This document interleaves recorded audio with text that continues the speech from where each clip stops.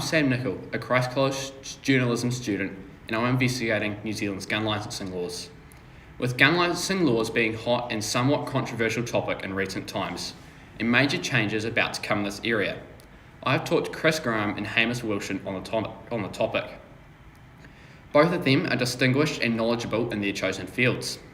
Chris, who is the manager of the Christ College shooting team, and has a military background, has given me valuable insights into the gun licensing laws of our nation. Whilst Hamish has given me a brief, but nevertheless a detailed overview of the processes of gaining your gun licence in New Zealand. Hamish is the current president of the Waihora Gun Club, the largest gun club in New Zealand, and is an ex-armed defender of the New Zealand Police Force. Since the mosque shooting in 2019, there has been lots of reform of New Zealand's gun licensing laws. With these informed people, I hope to give you a brief insight into New Zealand's gun licensing laws and make sense of these new regulations and processes. Hamish was asked what you have to do to gain your gun licence in New Zealand, and then what you also have to do to renew it. Here was his response. You must be a fit and proper person. So in order for them to establish that, you make application. So before you make your application, you have to have done one of the approved courses, which is usually run by the Mountain Safety Council, and that is on basic safety handling of firearms. So you do that, get a certificate, make an application to the police, put your certificate with that, and then they go through and do their process, which is a whole lot of background checking on you, your family, and then they ask for references that can vouch for you, vouch for your character, and that you're going to be a good person or responsible person to have firearms. Yep, so every 10 years you renew it. So again, that is now a very similar application process to when you first apply. So it used to be a lesser sort of standard because they'd already vetted you and sort of deemed that you're okay, but now it's a very similar process to the actual initial application.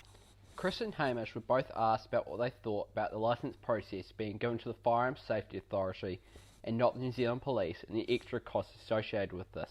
Here were their responses to this question. I guess post the mosque shooting in Christchurch, that terrible tragedy that happened, the police, I guess, wanted to distance themselves from any potential blame with respect to that.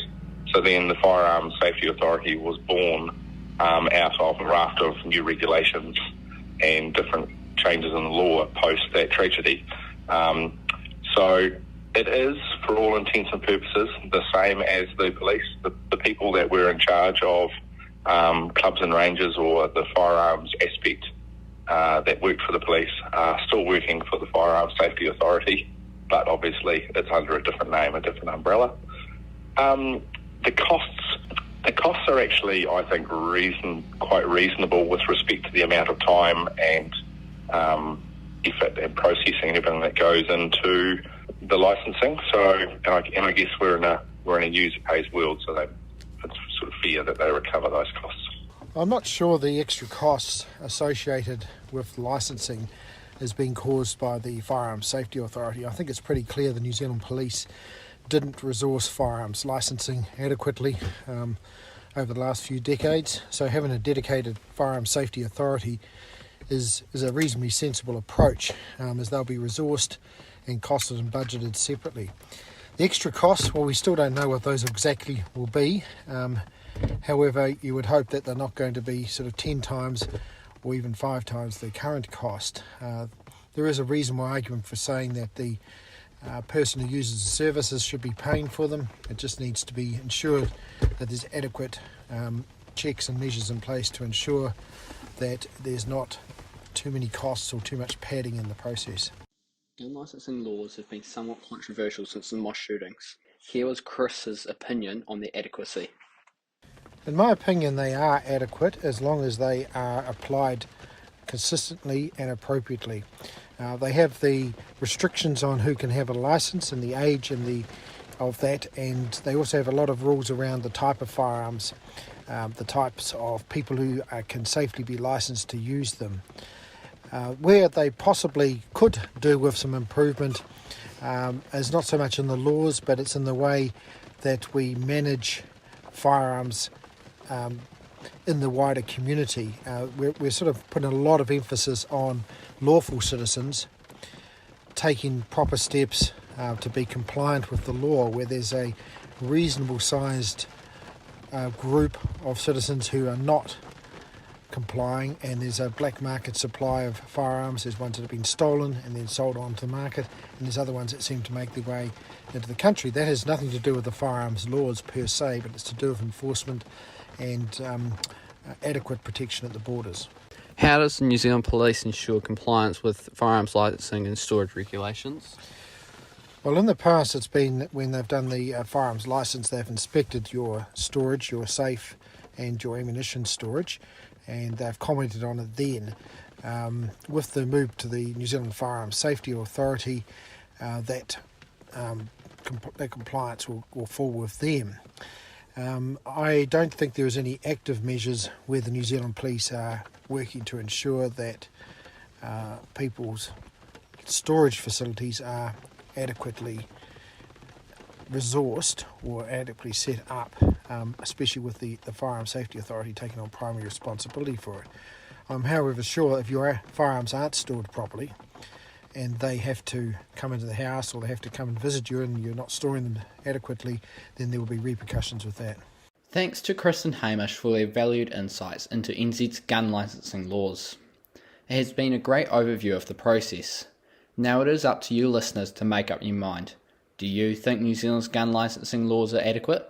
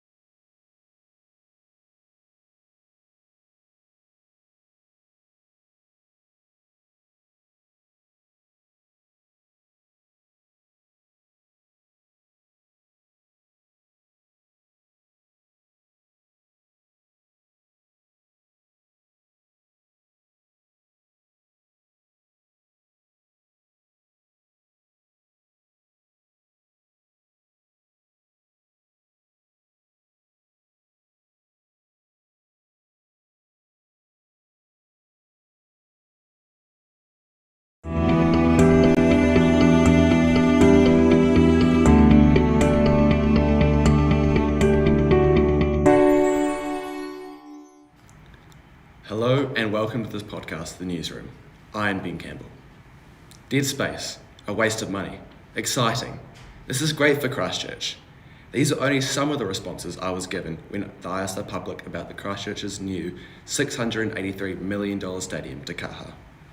Like many others around Christchurch and other parts of New Zealand, I was interested in the development of this multi-million-dollar project. I was able to interview members of the Christchurch City Council and public to get their opinion on this build. I was privileged to be able to interview former Deputy Mayor of Christchurch and the current Director of the Banks Peninsula Trust, Andrew Turner. Andrew Turner was until not long ago the Chief Financial Officer for Te Kaha and was part of the performance committee that was involved coming up with the blueprint for this one-of-a-kind stadium.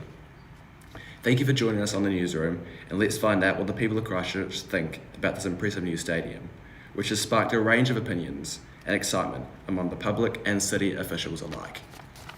Describe Te Kaha in one word. Potential. Possibility. Waste of money. Engaging. What are your views on the new stadium being built?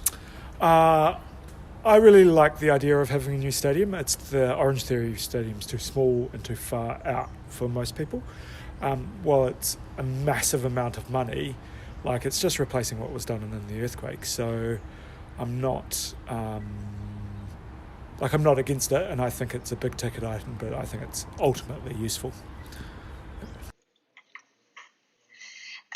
In regards to the new stadium being built in Christchurch, I think it offers wonderful potential for the city, and I'm interested from a design point of view to see how they can come up with interesting and beautifully crafted solutions so that it makes the experience good sporting but also visually for the city.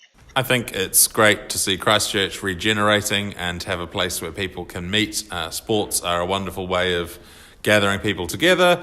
I think it's great given that what used to be Lancaster Park and Jade Stadium was always a really cool place to visit. This will be a nice inner city location as well. Obviously, money is a consideration for this, and perhaps it's some people argue that the money could be better spent on other regenerative projects in the city when the stadium's not going to be used sort of every day. However, I think it's important to have some sort of location where people can gather for both sports and probably like music gigs and stuff like that, and it will bring good infrastructure to that side of the city. We're very keen on moving from its proper location that was donated to the city by someone many moons ago, but I don't like the dead space that creates when it's not being used, which is quite often. Do you feel like that the government should have put its money into somewhere else? I would have thought we should have actually saved the brand new stadium that's just been built. Apparently it was too crooked to insure, but who cares? Just use it. And we needed $5 million to redo the pitch, as far as I was aware, so that's all it would have cost. The second member of the City Council I interviewed was not willing to be recorded or give a name. They said that everything was going to plan, but did not answer my question, is the stadium worth the money? Only replying, no comment. So, Mr. Turner, do you mind explaining to the listeners what your former role was at the council and what you did there? Was as Deputy Mayor of the city during most of the time that the blueprint was been put together, that we were obviously budgeting for the stadium as part of the cost share agreement with central government, the global settlement of cost share, and then obviously moving to putting funds on budget through various annual plan, long-term plan processes, and obviously getting to the point where now you've got the build project underway. So do you mind answering some questions today? Yep, absolutely. Very happy to do so. Oh, sweet. I'm just checking that you can see and hear me okay before we do that. Yes. Yep. Yes, I can. Perfect. Thank you very much. So my first question is, how did you handle criticism from the public and people saying it's not worth the money? Oh, well, when you're in politics, there's always going to be criticism from some members of the public or some parts of the public. As I often said when I was deputy mayor, all you can hope to do in a local government leadership position like that is keep most of the people happy most of the time. There are people that are very pro-stadium and think that, Christchurch is the capital of the South Island, Christchurch is New Zealand's second city. There are some things we just need to have if we're going to be a proper city, and a stadium is one of those. There are other people that focus on, what it's going to be used for. Certainly COVID played into that when large events weren't so much of a thing. Certainly in a ecological climate emergency scenario, traveling around the country to attend large events may not be such a thing in future as it has been in the past.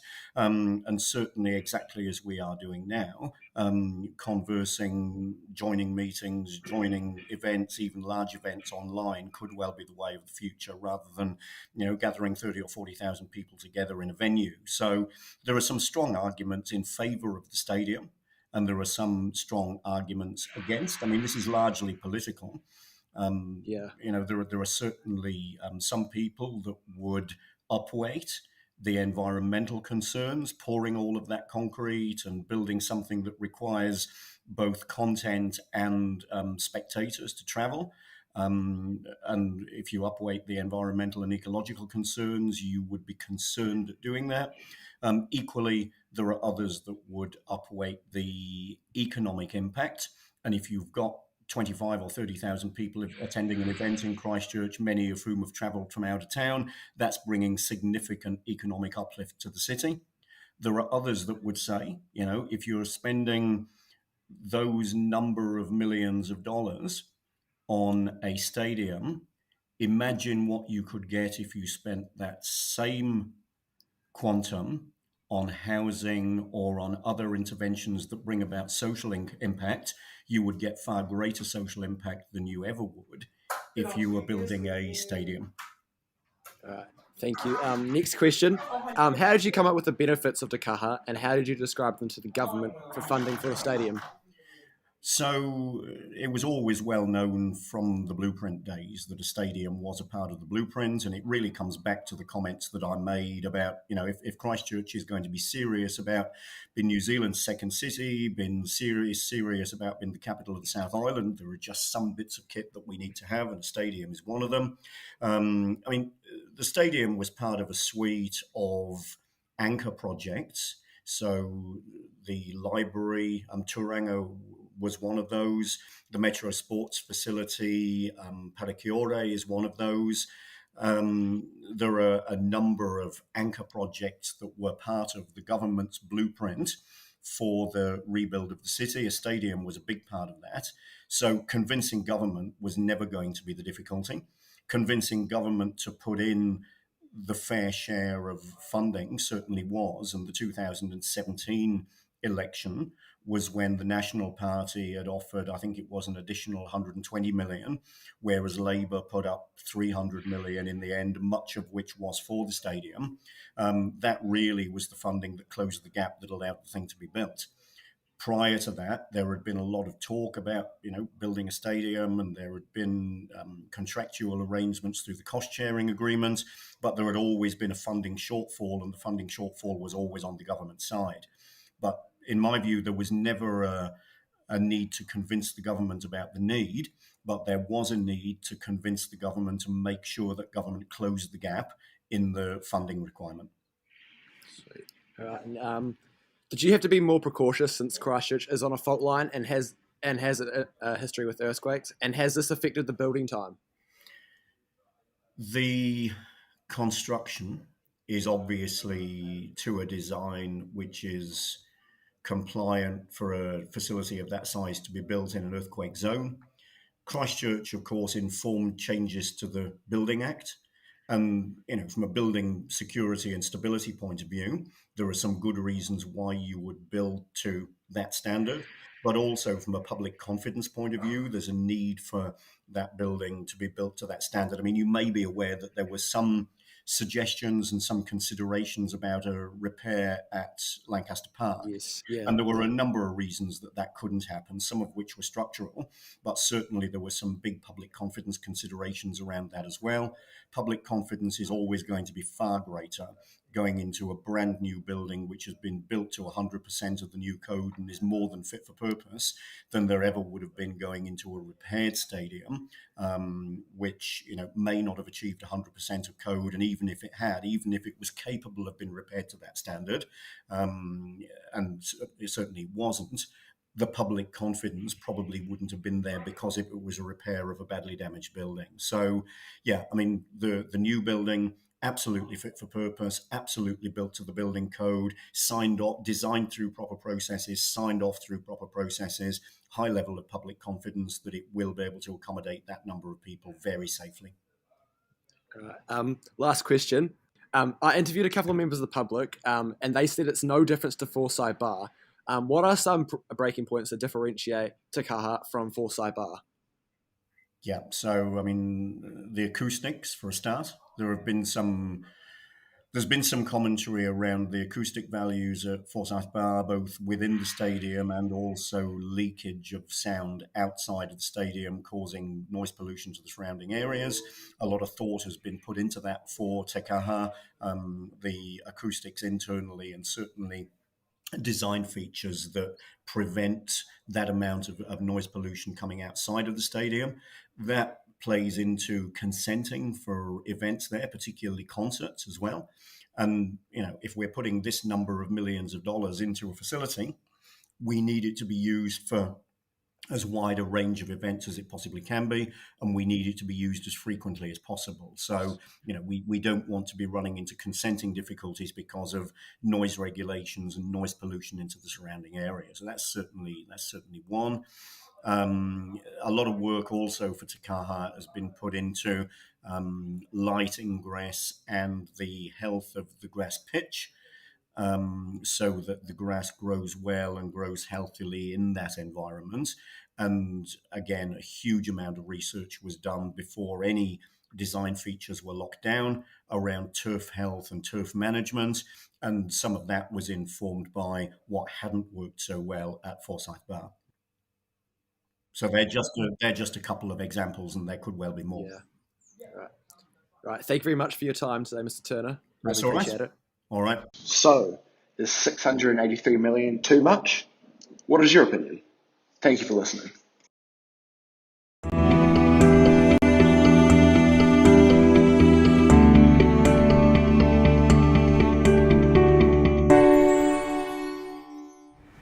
Is Auckland Light Rail worth the money? The multi-billion-dollar project has been one of the most controversial transport projects ever to be discussed in New Zealand. The light rail route will run from the city centre of Auckland and make its way to the airport with a total distance of 24 kilometres and up to 18 stations. It will be capable of carrying at least 15,000 passengers per hour. However, it is estimated to cost 15 billion New Zealand dollars and will make it the most expensive transport project ever in New Zealand. Many critics have argued that the project is too expensive and a waste of money, while others have argued that it's a step for the future and it is necessary to meet New Zealand's goals of carbon emission reduction. The Labour Party has been pushing it for years, while the National Party has been intending to scrap it as soon as they get into power. I wanted to find out whether this project was actually worth the money, so I interviewed members of the Christchurch public on what their opinion was. I then interviewed key personnel, followed by some critics' views on the project. So let's hear the public stance. What are your views on Auckland Light Rail? Honestly, not being an Aucklander, I wouldn't get very much use from that, unlike a stadium. Yeah. So I find that it seems like a massive amount of money to spend on something that less than a third of the country would use. I don't think light rail. What are your views on Auckland Light Rail? Well, I think with the climate crisis, we need to electrify and use light rail in Auckland, and certainly Auckland and Christchurch. Yeah, it's $15 billion. You think it's worth the money? Yeah, definitely. It doesn't matter. Excuse me, can I ask you a question about Auckland Light Rail? Sure. What are your views on it? It'd probably be good for Auckland, but as a citizen of Christchurch, I don't really see how it's going to affect me in a positive and bad way. Quite a mixed opinion from the public of Christchurch. To add to the controversy, a poll on staff showed that views on Auckland Light Rail was almost split in half. 57% of people were for it, while 43% were against it.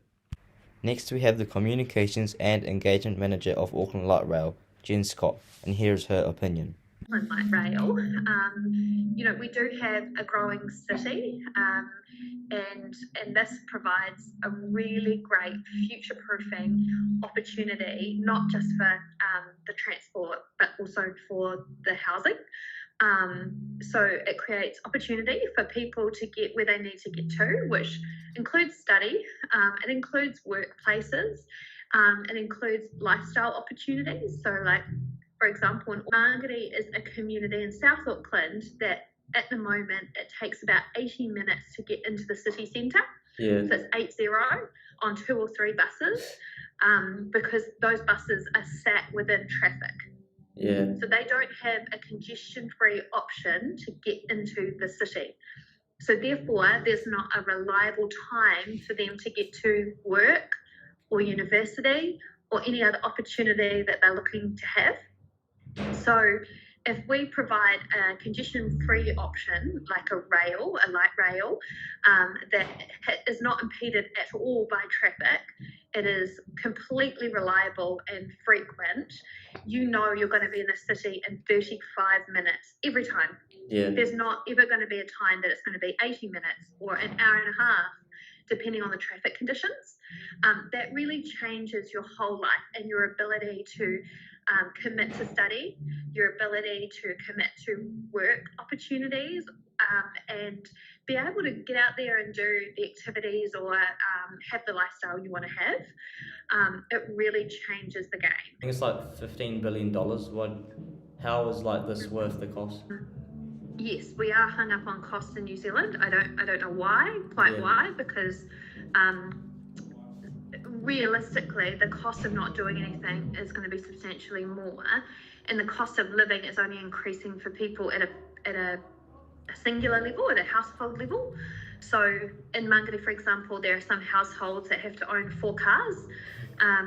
simply because they don't have access to public transport, and they've got adult children or they've got teenage children that go to different jobs in different areas.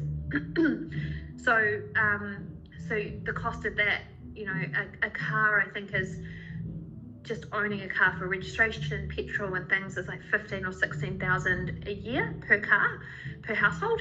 So all of a sudden the cost has just been put onto the consumer.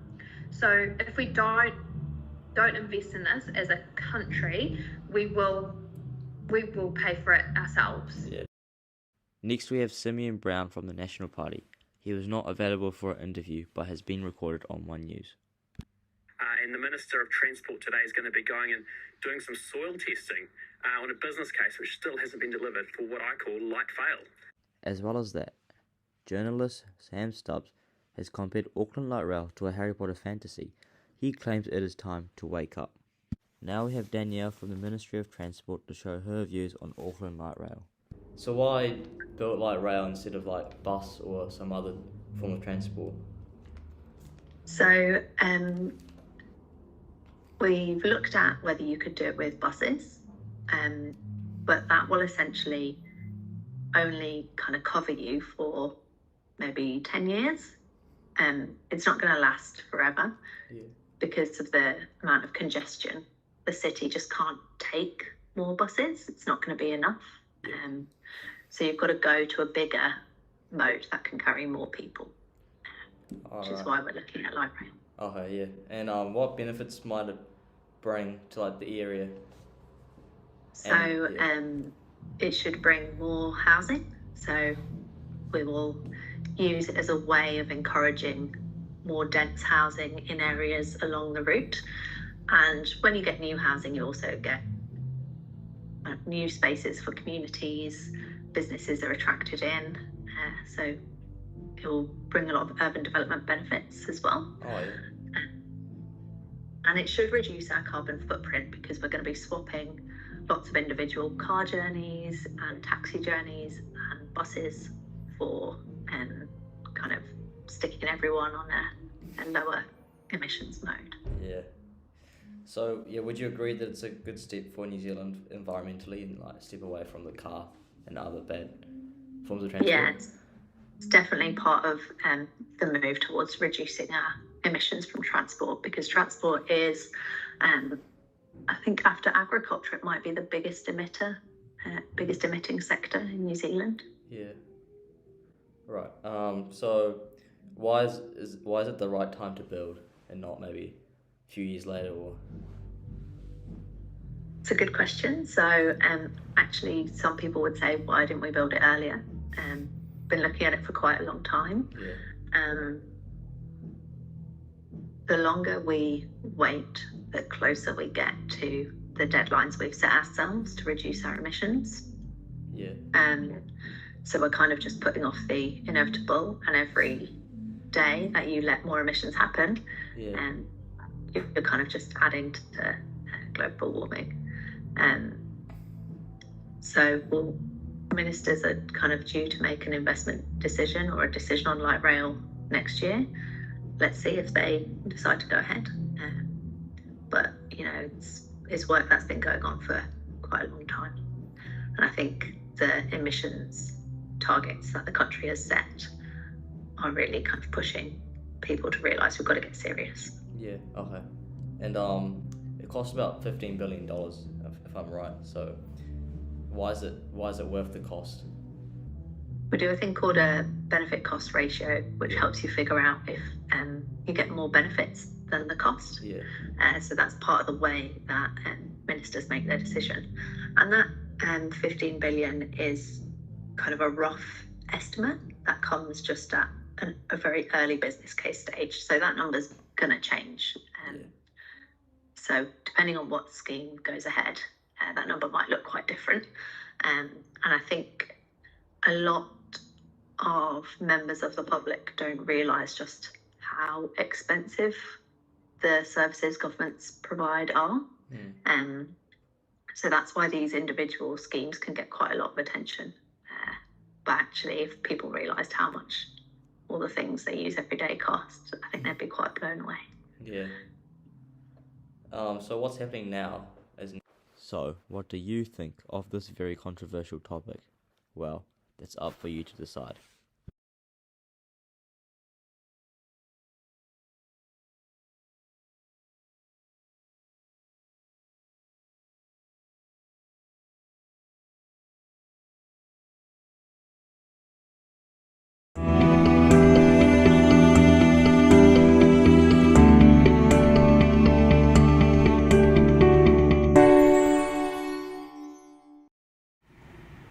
Hello everyone, my name is David, and today I'll be interviewing individuals from Christ College about their perspectives on ChatGPT.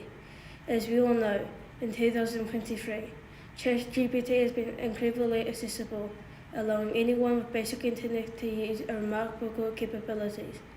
Many students and even teachers have found ChatGPT to be a useful tool in different contexts. Today, we will explore a variety of different viewpoints that students and staff have on ChatGPT. We also investigate how ChatGPT could have a long-term and positive and negative effects and potentially impact individual lives. Can I interview you? Of course. I'm here to help. Feel free to ask me any questions you have, and I'll do my best to provide you with the information you need. What is your technical name? My technical name is GPT 3.5. It stands for Generative Pre-trained Transformer 3.5, which is the version of the language model I am based on. What are your intentions? As an AI language model, my intentions are to provide helpful and informative responses to the best of my abilities. I'm here to assist with a wide range of topics, including answering questions, providing explanations, offering suggestions, and engaging in conversations. However, it's important to note that I don't have personal desires or consciousness. My purpose is to assist users like you with their inquiries and provide valuable information. Are you going to take over the world? No, I do not have the capability or intention to take over the world. I am a language model developed by OpenAI, and my purpose is to assist and provide information to users like you. I don't possess any personal goals, desires, or ambitions. I'm here to help and contribute positively within the scope of my programmed abilities. It's important to remember that AI systems are designed and controlled by humans, and their use is determined by human choices and ethical considerations. Do you have anything else to say? Certainly.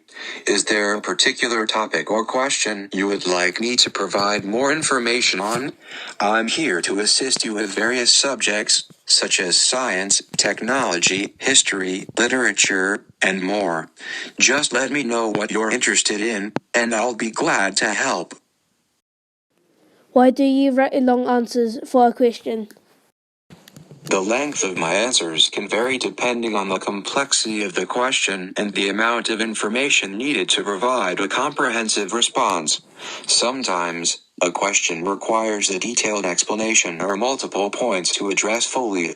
Additionally, I aim to be thorough and provide as much relevant information as possible to assist you effectively. However, if you prefer shorter and more concise answers, please let me know, and I'll adapt my responses accordingly. Just keep in mind that in some cases, providing additional context or details can be beneficial for a better understanding of the topic at hand. Thank you for your time. You're welcome. I'm here to help anytime you need assistance. Feel free to return whenever you have more questions. Have a great day. It's got its limitations, but it's very good at being able to summarise information and provide information about very reasonably simple tasks.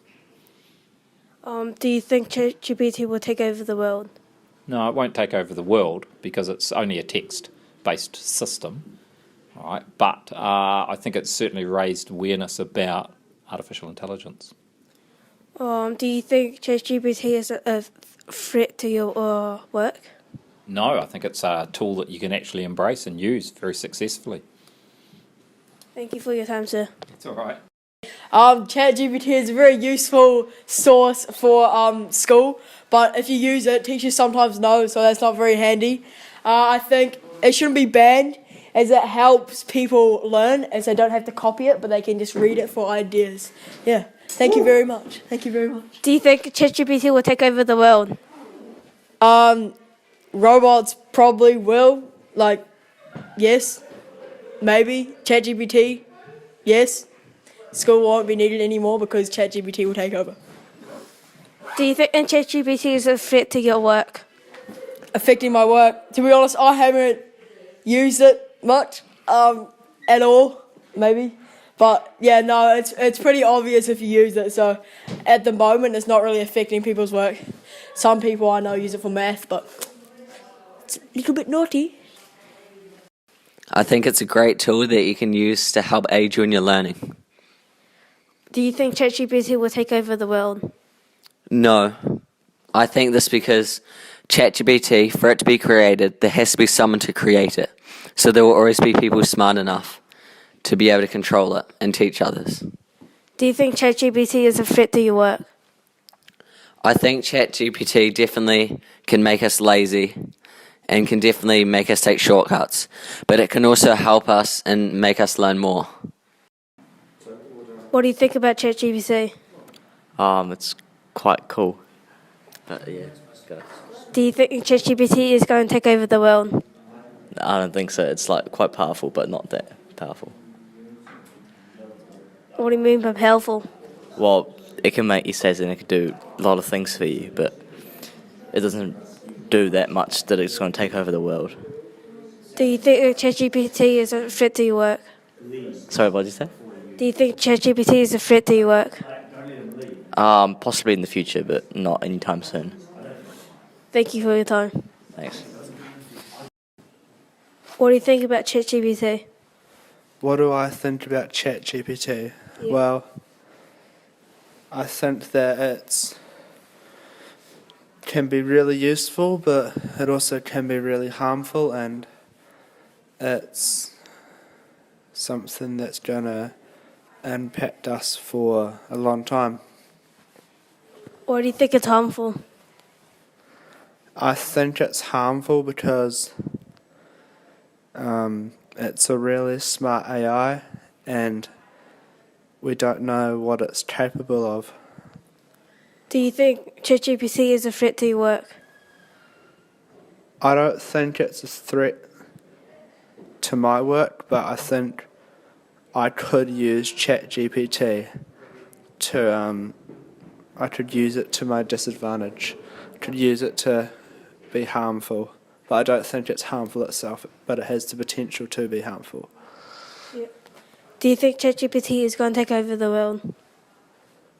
I'm not sure because I don't think I'm really qualified to answer that, but I think AI is going to be a big impact in our lives in the future to come. Thank you for your time.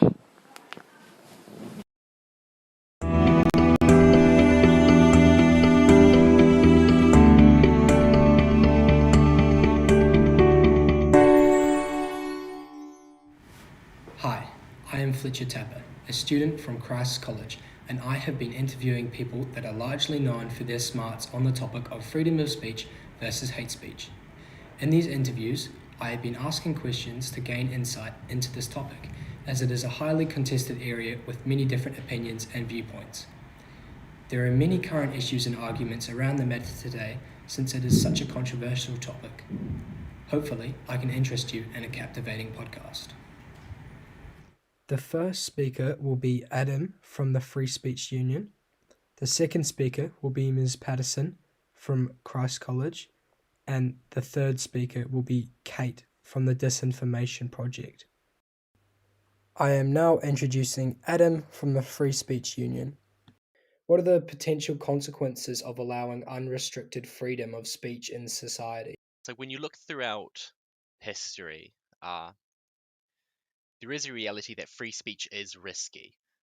When people are allowed to say and opinions whatever they want, especially with technologies from the printing press to the internet today, it can mean the propagation of harmful ideas, hate speech, misinformation, and they can often be quite often in terms of end up with quite turbulent times. Free speech it can be risky, but of course the flip side to that is it's the incredible benefit. The next speaker we will have is Ms. Patterson.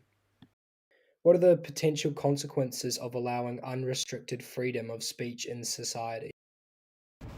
My goodness, have you met human beings? They're horrible. I think that would be incredibly so disruptive to a coherent, cohesive society, because people love to antagonize and express opinions that are ignorant without actually knowing any background. Last in this rotation is Kate. For the first question, I will speak on her behalf. When asked the question, what are the potential consequences of allowing unrestricted freedom of speech in a society, Kate could not provide an answer. Instead, she talks about the types of actions of hate speech, how there are laws to stop acts of hate speech, and about the societal norms of the world and how people are expected not to speak up in certain roles. How do you view the balance between protecting freedom of speech and preventing hate speech? Rather, we advocate for what's called counter speech, is the use of in simplistic terms, combating bad ideas with better ideas. It seems simplistic that you can rationalize someone out of hatred, but it is possible, and it's less risky than censorship. I guess to summarize, the balance between hate speech and free speech is the balance is we believe is to allow free speech to then best combat hate speech. How do you view the balance between protecting freedom of speech and preventing hate speech?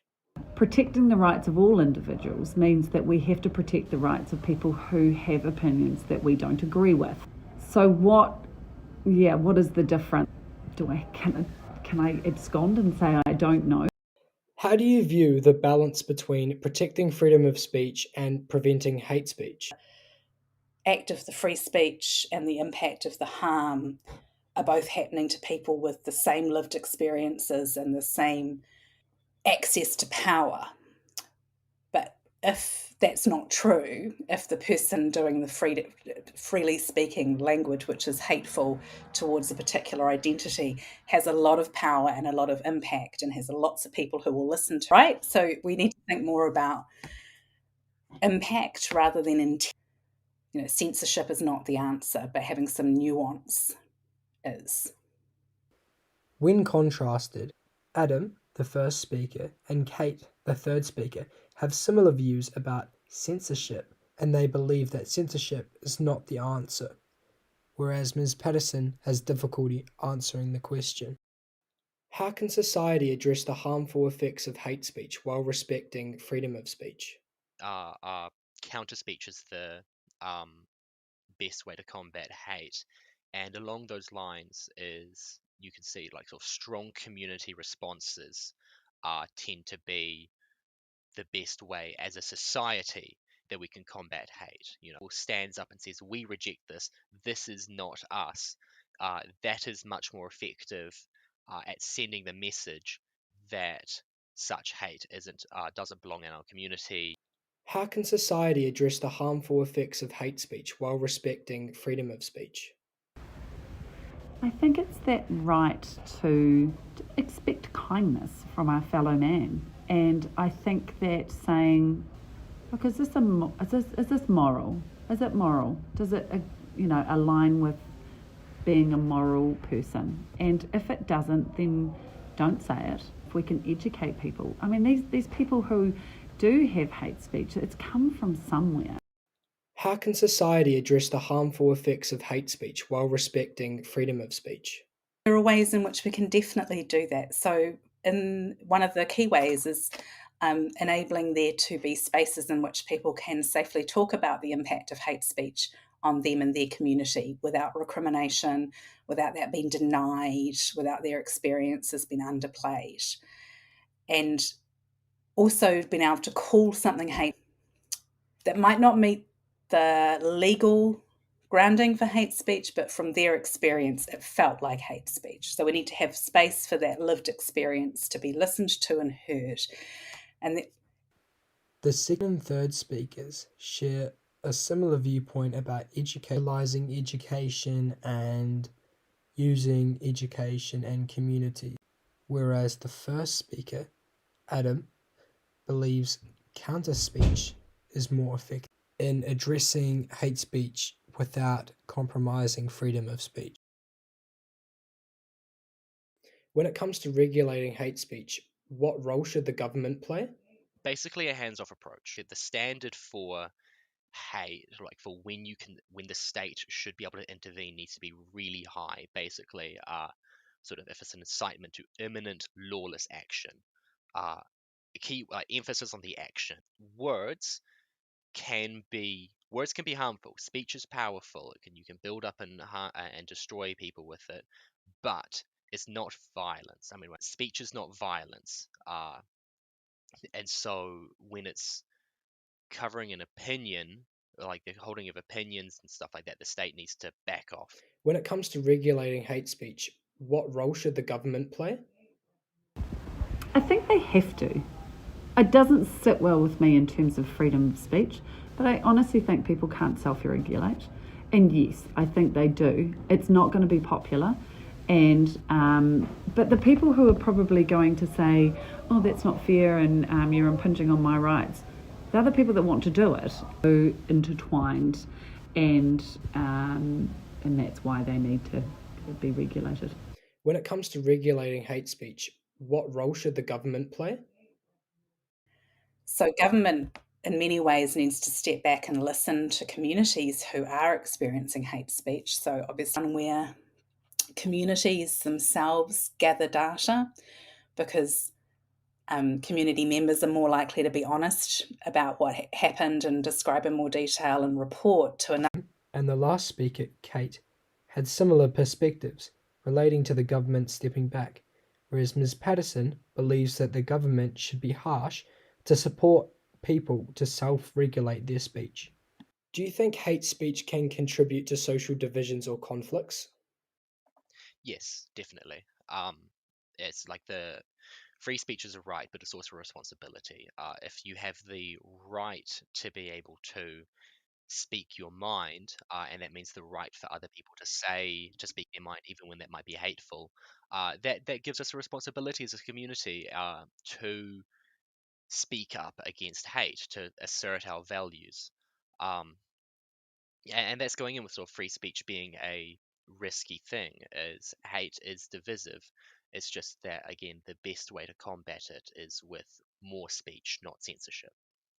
Like, you meet violence with violence, but where there is speech, you meet it with speech. Do you think hate speech can contribute to social divisions or conflicts? Maybe educate them to a point where they don't feel they need to say anything that will be classed as hate speech. Understand that it's okay that other people are different from them and not to be afraid of them. Do you think hate speech can contribute to social divisions or conflicts? At the heart, this is the value that speech is powerful, that expression is powerful, if you think more broadly than just the act of speech, but obviously creative expression, all the different forms of media that you can use. These are powerful. When asked the question, do you think that hate speech can contribute to social divisions or conflicts? All three speakers answered quite differently. The first speaker, Adam, believes that it can, and that free speech is best combated with free speech. The second speaker, Ms. Patterson, believes that it can, and that education can help play a role in the awareness factor of combating hate speech. This third speaker, Kate, thinks that hate speech can contribute to conflicts and division, which is why speech is powerful. How would you respond to the argument that limiting hate speech might impede open discussions on controversial topics? And so when you use hate speech, when you use sort of rules and legislation and regulation around hate speech, it can, it very much limits the kind of discussion that people can have. That discussion was limited because of a awful definition of hate speech. How would you respond to the argument that limiting hate speech might impede open discussions on controversial topics? I think it goes back to, is it a kind thing to say? And if it's not kind, don't say it. What is the purpose of what you're about to say? Right, yeah. And is it Is it purposeful? Exactly. And is it kind? And if it's not, why are you saying it? How would you respond to the argument that limiting hate speech might impede open discussions on controversial topics? I think that if you are a smart person who wants to engage with controversial topics, you should be able to do so without using hate speech. That's kind of where I get to. Like, I think if you need to use language that could be called hate speech to get your point across, you're probably not getting your point across in an intelligent, useful. After being asked the question, do you think hate speech might impede on open discussions and topics? The first of the three speakers, Adam, thinks that topics can potentially be limited by hate speech, but only when a poor definition of hate speech is provided.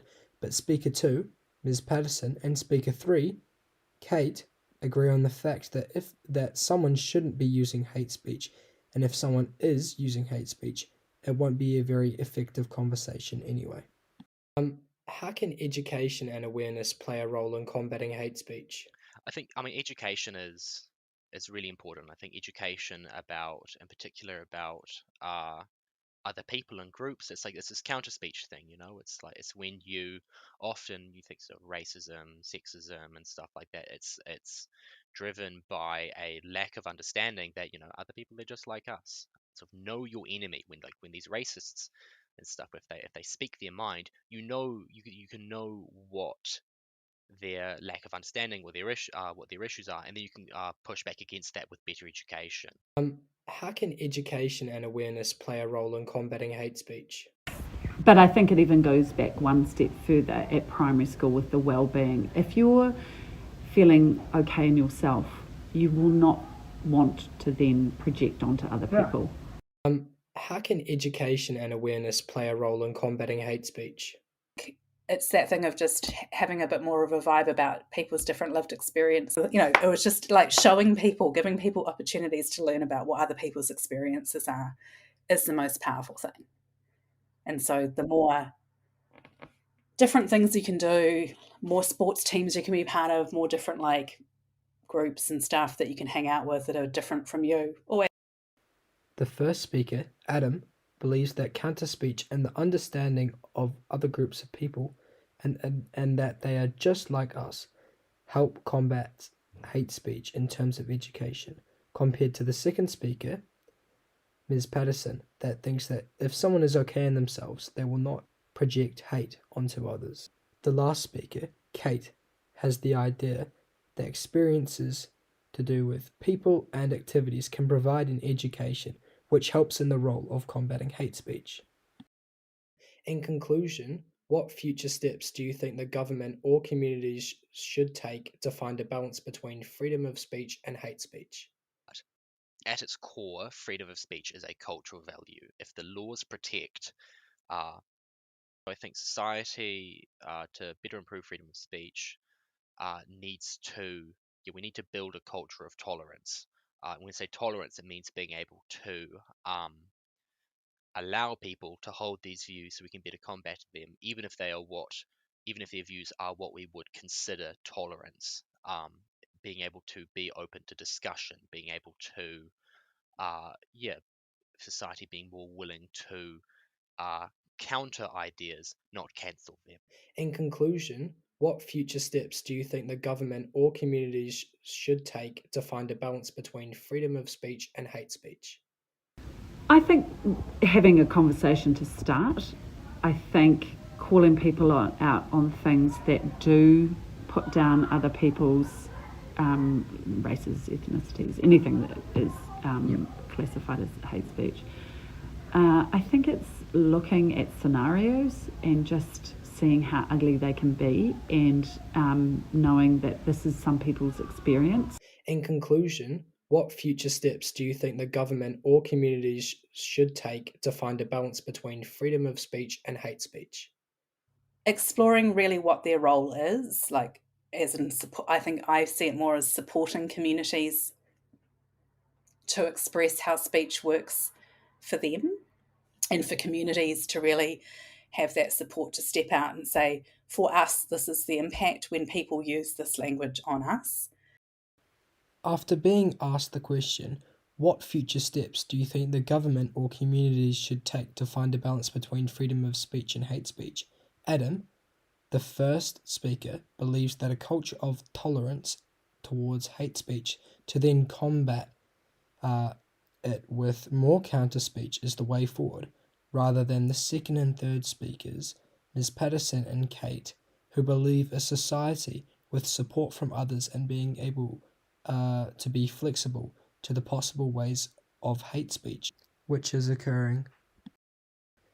That's the end. Thank you for listening to my project, and hopefully you gain some insight on this topic.